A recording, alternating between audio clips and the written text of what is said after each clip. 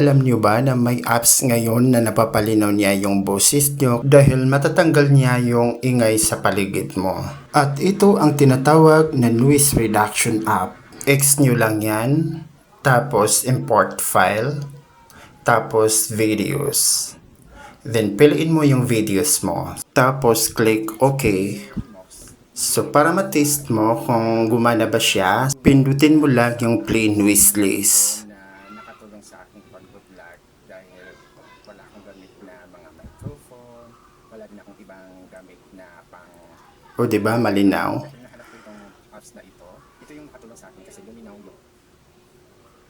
So pag ikumpara mo yung original mo, pindutin mo lang yung play original. sa inyo na O diba mas maingay kasi parang may hangin. nakatulong sa aking Maingay yung background, diba? wala akong gamit na mga microphone, wala din akong ibang gamit. Diba kapansin-pansin yung parang may hangin at maingay sa paligid, diba?